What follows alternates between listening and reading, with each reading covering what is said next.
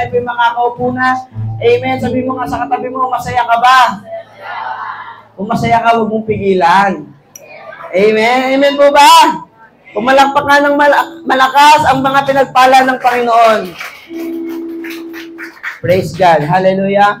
Amen. Sa oras po na ito, amen, bumabati po ako ng Happy Sunday sa bawat isa sa atin.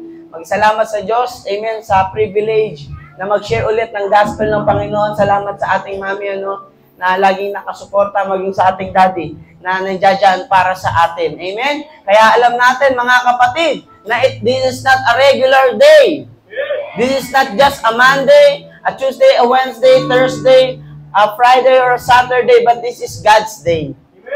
Amen? Ito yung best of the days because the Sunday, ito yung araw talaga na we separate ourselves from the other things. Sabi mo nga sa katabi mo, nandito ka lang din naman. Ibigay mo na ang lahat sa Diyos. Diba? Ibigay mo na, sumamba ka na, mamaya ka na mamalengke. Sa isip, mamaya mo na isipin yung mga gagawin mo, mamaya mo na isipin yung mga dapat mong gawin, i-accomplish, tapusin. Sabi mo, nandito ka para makipag-ugnayan sa Diyos. Amen? So, dapat yung focus natin nasa Lord lang. Amen po ba? Palakpakan natin ang Panginoon. Sa umagang ito, mabilis lamang po ang ating mensahe. Buksan po natin sa Hebrews chapter 12, verse 1 to 2. Amen. Sabi ng Bible, pakibasa, napapaligiran, 1, 2, 3, go. Napapaligiran tayo ng parang tao, sa Diyos. Kaya talikuran na natin ang kasalanan ng hindi sa atin at alisin ang anumang katlang sa pagtakbo natin. Buong tiyaga tayong magpatuloy sa takbuhay itinakda ng Diyos para sa atin. Verse 2, ituon natin ang ating paningin kay Jesus na siyang sandigan ng pananampalataya natin mula sa simula hanggang sa katapusan. Tiniis niya ang paghihirap sa krus at hindi niya ito ikinahiya dahil inisip niya ang kaligayahang naghihintay sa Kanya. At ngayon nga ay nakaupo na siya sa kanang trono ng Diyos. Palakpakan natin ang Panginoon. Grabe, balik natin sa verse 1. Hayaan niyo pong explain ko po ito, ang mensahe ng Diyos sa atin. Amen. Sabi ng Bible, we are surrounded by great multitude of witnesses. Ibig sabihin, may mga taong nauna na sa atin. Amen? Na nagtagumpay. Again, may mga taong nauna na sa atin at nagtagumpay. Why? Why na kailangan ma-emphasize ito? Because there's always a challenge for you and for me. Dahil lagi pong may challenge sa iyo at sa akin. Hello? Laging may hindrances. Kaya ang sabi ng Bible, ano pong sabi ng Bible? May nagtagumpay na, isang tabi natin lahat ng nagpapabigat sa ating takbuhin bilang isang Kristiyano. The Bible is very clear about laying aside. Sabi mo nga, laying aside. Itabi. Huwag pansinin. Huwag bigyang pahalaga. Ulitin ko po, huwag bigyang pahalaga yung mga bagay na nakakapagbigay sa atin ng bigat o hadlang sa paglapit natin o sa paglilingkod natin o sa relasyon natin sa Diyos. Sabi mo sa katabi mo, huwag mong bigyang halaga. Amen. Alisin natin yun, lalo na ang kasalanan. Talikuran natin ang kasalanan na siyang pumipigil. Diba? The weight of sin which clings too closely. Kasalanang pumipigil sa atin. Hello? Amen. Nagiging hadlang sa pagtakbo. Hanggat maaari, may brother and sister, this is not an easy thing. Hindi yan madali. Pero ang sabi ng Bible, alisin mo, cut off every sin. Hello? Kasi hanggat nandiyan yung kasalanan, nagkakaroon ng chance ang kaaway sa buhay mo at sa buhay ko. Kaya ang sabi ng Bible, wag, alisin po. Amen. Wag na ang kasalanan, alisin po ang kasalanan. Hello? Sabi ng Bible, buong tiyaga tayong magpatuloy. Sabi mo, buong tiyaga. Sa takbuhin, may pagtitiyaga. At pag may tiyaga, may nilaga. Amen? Tama yun. In every pain, ano yun? There's a reward. No pain, no gain. Ayan. No pain, no gain. Always set ourselves, our minds in a battle. Kailangan lagi nating isipin na ilabanan. Kasi malingat ka lang ng konti, pagpepiestahan ka ng kaaway.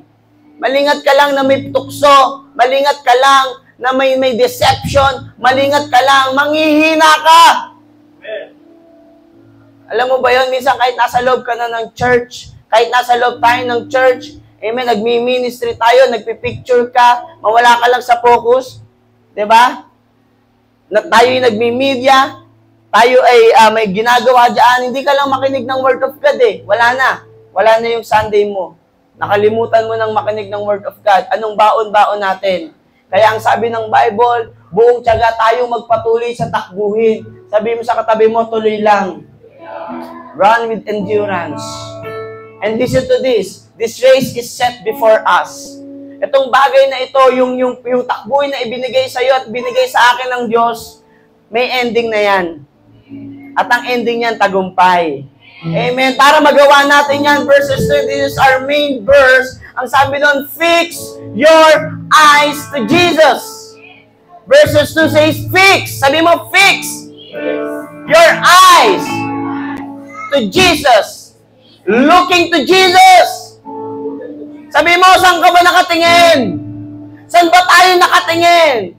The reason, bakit tayo nadi-discourage, the reason kung bakit tayo nanghihina, the reason kung bakit tayo hindi nakakapagpatuloy, hindi mo alam, nasa loob ka ng church, nakikinig ka ng preaching, tisod ka na pala.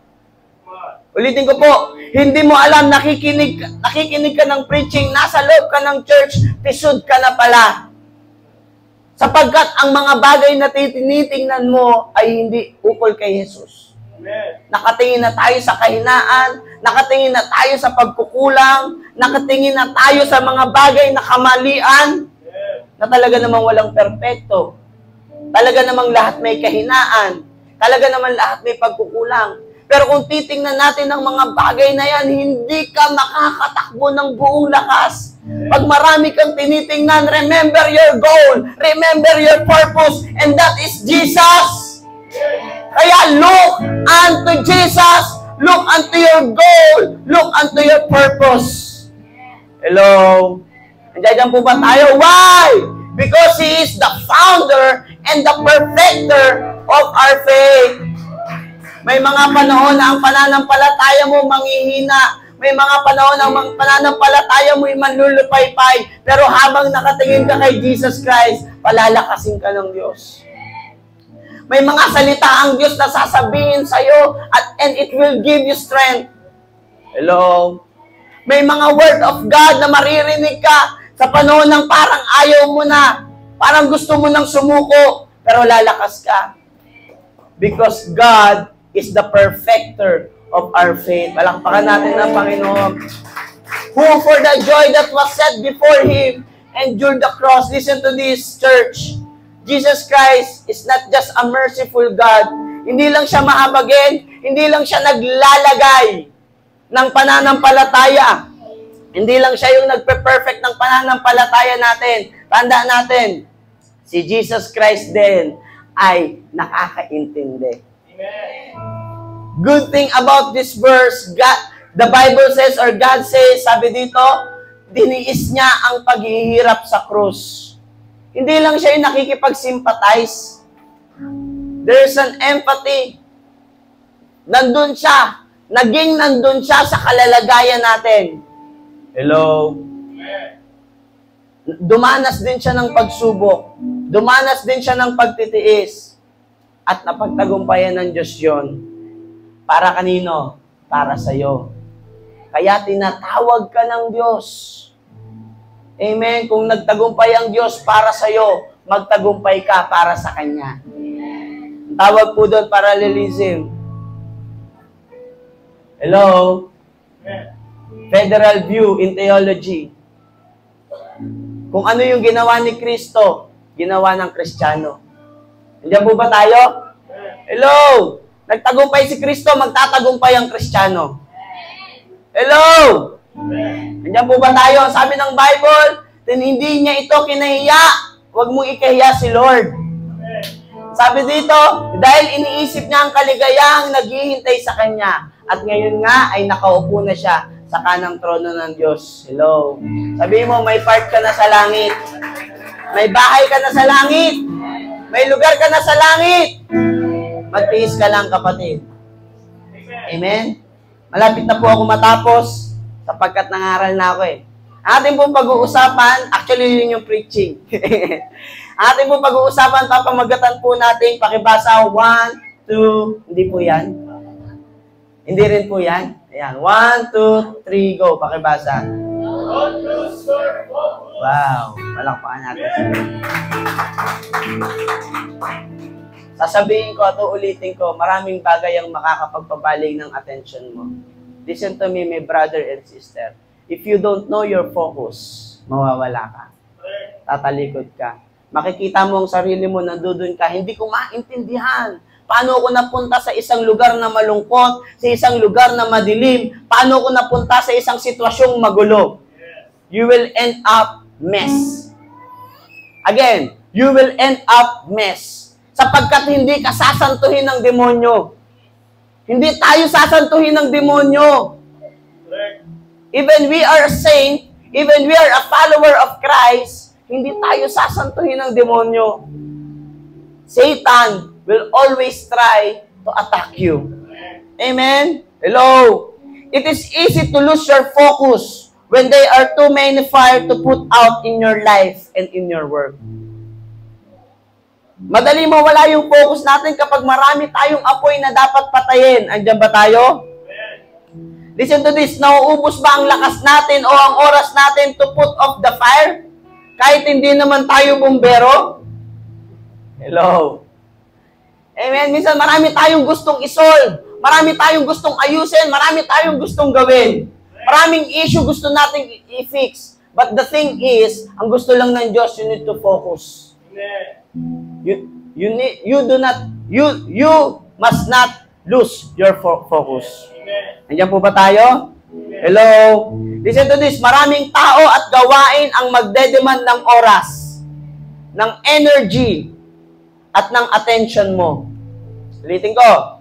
Maraming tao at gawain ang magdedemand ng attention, ng oras, at ng energy natin. That's why we need to have wisdom para hindi mawala yung focus natin sa kung ano ang mahalaga.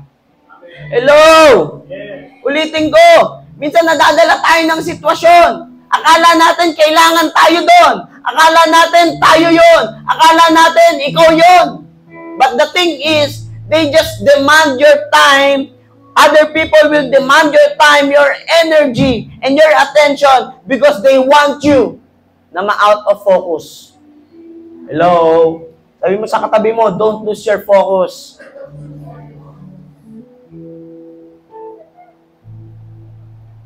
Mga kapatid, again, we need wisdom para hindi mawala yung focus natin sa kung ano ang mahalaga. At ano nga ba ang mahalagang bagay sa buhay natin na dapat hindi mawala ang focus natin? Ano po yun? Meron po akong 4 na suggested area in our lives. Amen. Number 1. 1 na kagad tayo. 4 lang to. Number 1, pakibasa ng malakas. 1, 2, 3, go. Focus your relationship with God. Unang-una sa lahat, mga kapatid. Mga Kristiyano, mga tagasunod ni Kristo, mananampalataya, believer of Christ. Mga hindi anti-Kristo. Amen? Mga hindi rebelde, mga humble, mga submissive. Sabi mo, ikaw yon. Sabi mo, ako yon. Andiyan mo ba tayo? Mga nag-iikap po, mga naglilingkod, mga nananalangin sa kapwa, mga nagmamahal sa kapwa. Sabi mo, ikaw yon. Mga kapatid, focus your relationship to God. How is it important that in all the things that you need to do, in all the problems that you need to solve, in all those uncertainties, anxieties in life, you need to focus yourself to God. You need to focus your relationship to God. How is it important? Hello? Matthew chapter 6 verse 33, ang sabi ng Bible that you always seek ye first the kingdom of God and His righteousness. Hello? Tama ba yan? Matthew 6:33, seek ye first. Lagi mong unahin. Hello? Unahin mo higit sa problema. Unahin mo higit sa pagsubok. Hello? Unahin mo yung mapabilang tayo sa kaharian ng Diyos at masunod ang kalooban niya. Kesa isipin natin yung mga problema na yan. Ang relationship natin kay Lord ang pinakamatatag na pundasyon sa lahat ng gagawin natin sa buhay. Ulitin ko po, ang relasyon natin kay Lord ang pinakamatatag na foundation sa lahat ng gagawin natin sa buhay. When we read Old Testament books, listen to this, especially the book of Kings and Chronicles, when the king have right relationship to God, my brother and sister, the Lord prosper His rule. Kapag ang hari po, sa Old Testament, pag nagbabasa tayo ng Bible, kung babasahin natin, kapag ang hari po ay merong tamang relasyon sa Diyos, pinagpapala ng Diyos ang kanyang pamumuno. Hello? And, at sa tuwing makakalimot o susuway ang hari, ibang sakuna o pagkatalo ang nangyayari sa kanyang pamumuno. Tandaan natin, if we focus ourselves, our relationship with God, amen, kung tayo po ay magbibigay ng focus sa relasyon natin sa Diyos at magkakaroon tayo ng right relationship to God, kagaya ng maraming verses na sinasabi ng Bible, pagpapalain ka ng Diyos. Pero kung tayo po ay susuway, makakalimot, sabihin mo makakalimot, expect na natin iba't ibang sakuna. Hello? Iba't ibang pagkatalo yung mararanasan natin sa ating buhay. Kaya pwede ba sabihin mo sa katabi mo, huwag kang makalimot. Huwag kang susuway sa Diyos. Gaano man kahirap. Ulitin ko, gaano man kahirap. If it is for you to have the right relationship with God, do it. Do it.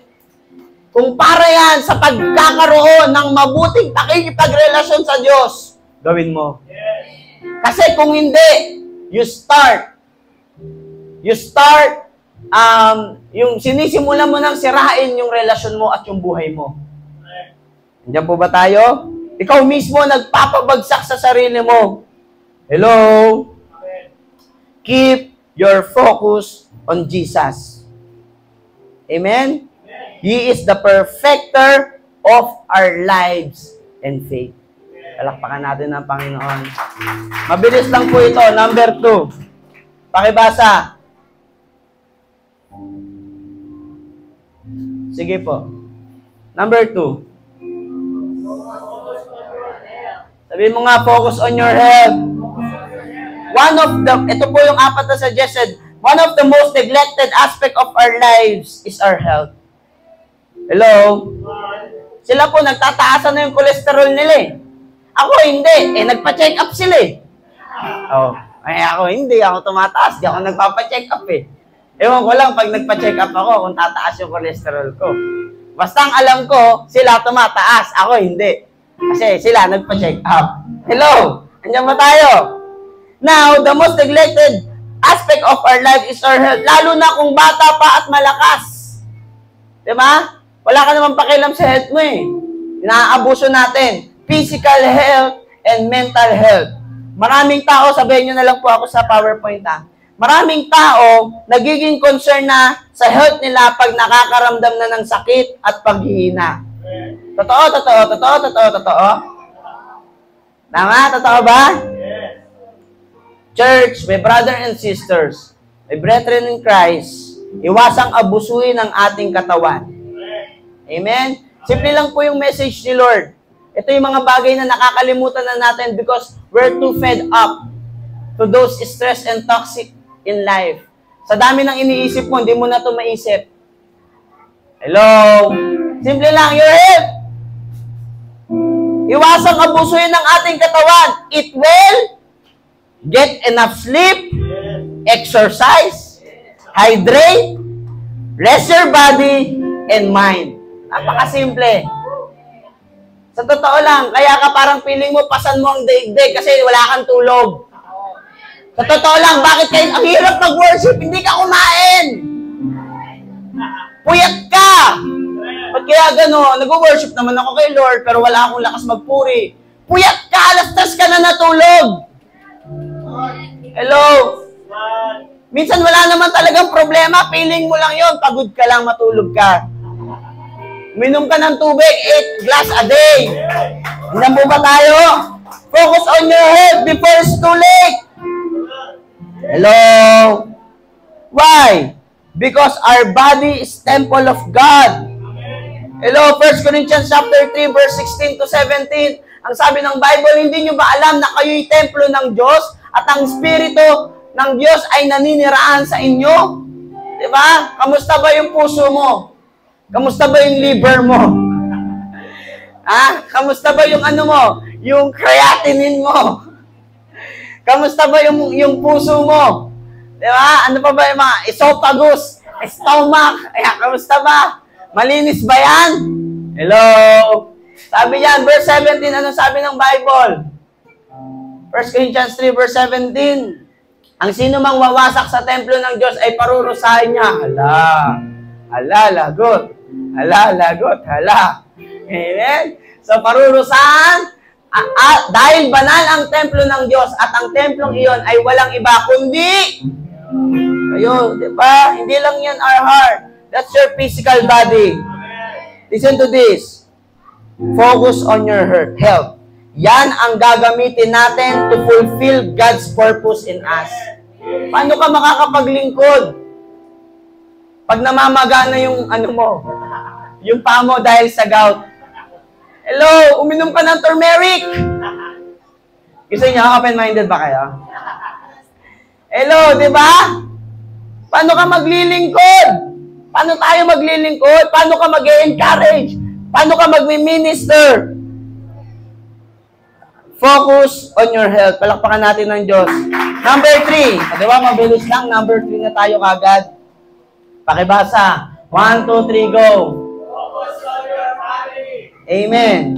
You will be replaced by other people in your company or group of people. Okay? You will be replaced by other people in your company or by, nire-replace ka ng ibang tao sa buhay mo. But no one can replace you in your family. Ulitin ko, walang makakapagpalit sa'yo sa family mo. Ikaw lang yon. Kaya, ano pong importante dito? Matinding heartbreak and heartache ang mararanasan natin kapag tayo ay napalitan sa pamilya. Hello? Kaya para maiwasan ito, listen to this mga brother and sister para maiwasan ito, don't allow gadgets, caregivers, or even friends to do the role that you need to be played as a family. Huwag mong hayaan na yung gadget o kung sino mang caregiver o kung sino man na kaibigan ang pumalit sa parte mo sa pamilya. Listen to this. No amount of success at work can compensate for failure at home. Mga kapatid, kahit tayo nagmi-ministry tayo mga Kristiyano, huwag mong pabayaan yung family mo. Do your part to them. Hello? Kung kailangan mo maglinis, paglutuan, pagtimpla ng kape, ng sinergiya. Amen? Kung kailangan mo yung mga bagay na yan, para lang makita nila yung concern ka sa kanila, wow, may herbal pa ako.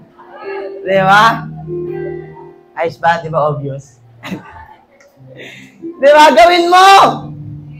Huwag lang nilang ma-feel na ito, simula nung naging Kristiyano, wala nang pakialam sa pamilya. Kasi hindi naman yan ang gusto ng Diyos. Hindi naman yan ang tinuturo ng Diyos.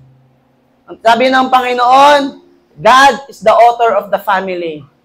Siya ang may likha ng family. Kaya pwede po ba, pakisabi sa katabi mo, pwede po ba iayos natin?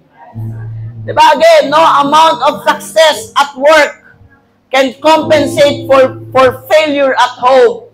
Yung mga bagay na hindi mo na nagawa, hindi mo na magagawa. Yung mga bagay na hindi mo na nagawa, hindi mo na mababalik pa.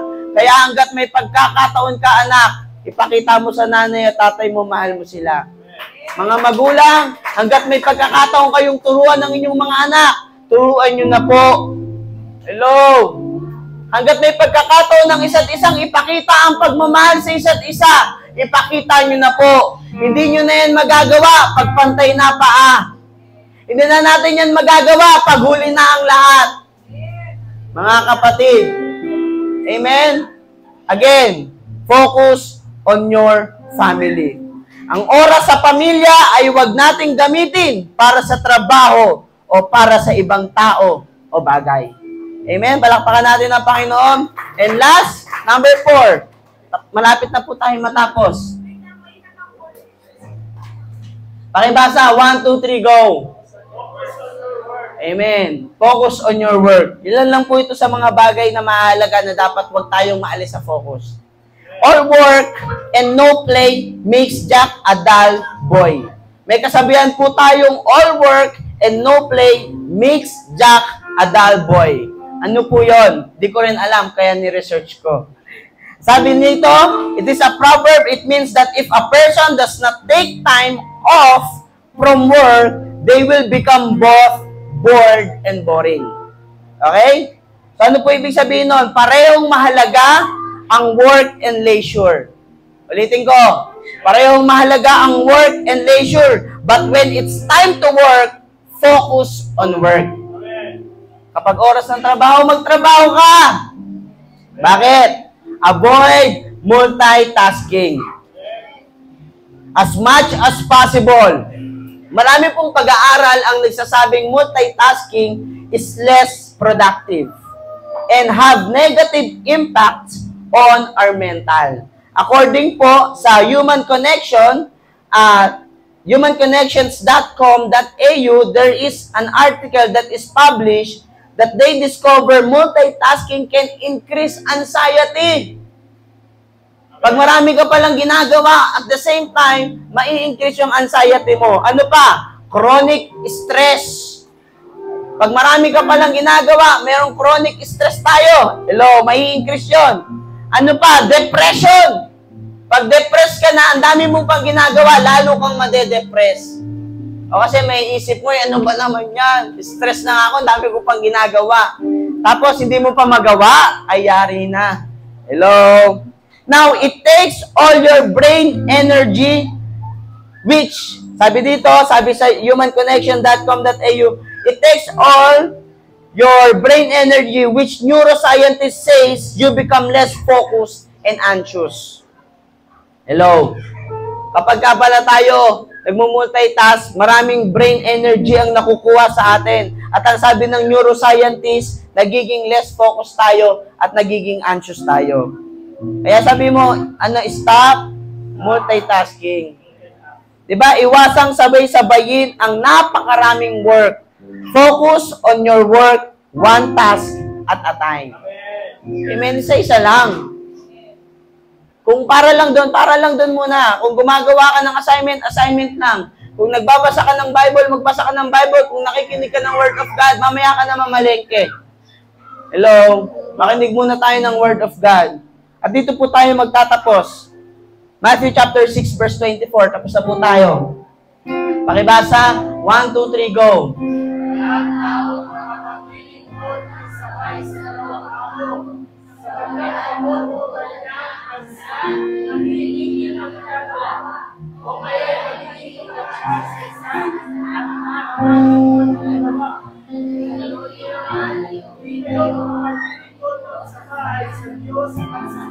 Amen. Palakpakan natin ng Diyos. No one can serve two masters.